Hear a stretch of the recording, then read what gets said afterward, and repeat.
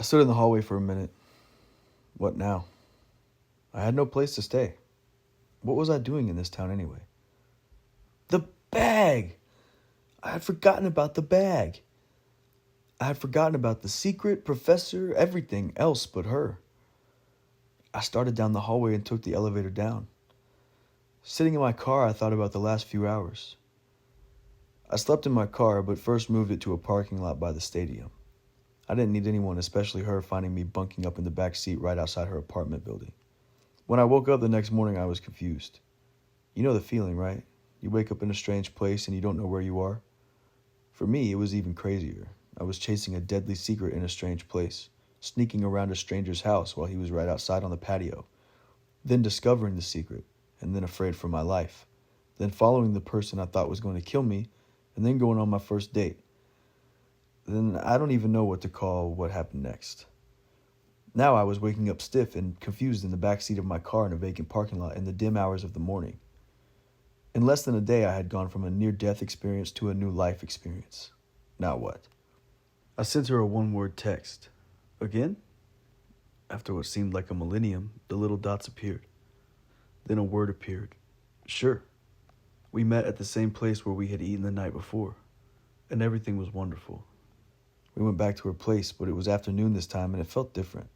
At least I could look around and see if the bag was there, or maybe I wouldn't even look. It felt weird now, snooping around her place, taking something from her. I wanted that bag, wanted to get the letter inside of it, but it just didn't feel right. What did feel right was being alone with her. She was bumping around, putting things away, making us some dessert. It was so nothing, but it was so incredible.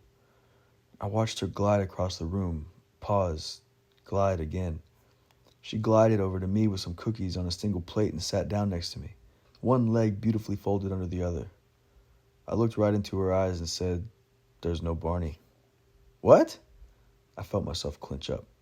Please tell me there's a Kermit the Frog. I've never laughed so hard in my life. It was a great line, but mainly I was relieved. When we both stopped laughing, I looked into her eyes and said, "I came here because I learned about a secret." The words came slowly at first, and then they started gushing out of me.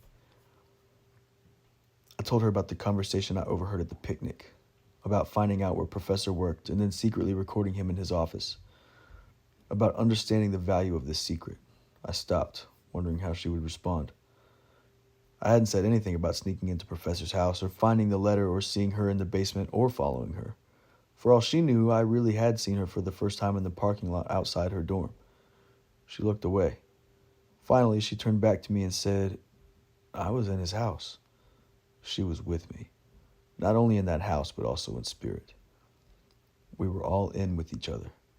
No more secrets between us. It felt so right, just as it had last night in her room when our lips met. I know, I said, I was there too. Her eyes, those magical eyes, got big.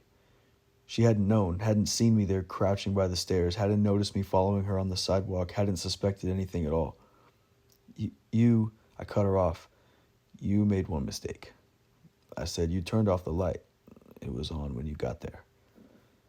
Oh, I forgot, she said. Wait, you were there in the basement too? You were watching me? I was watching someone, I said. I thought you were a mobster or an assassin or something. We both started to laugh. Well, I said, how was I to know? You had that mask on, and it was so dim in there, and you were wearing those dark clothes. Was it black or dark black? All black, she said with a laugh. That's the way they do it in the movies. I figured that was the right way. Her face got serious for a moment. But how did you know? That professor had a secret? Well, it's kind of a funny story.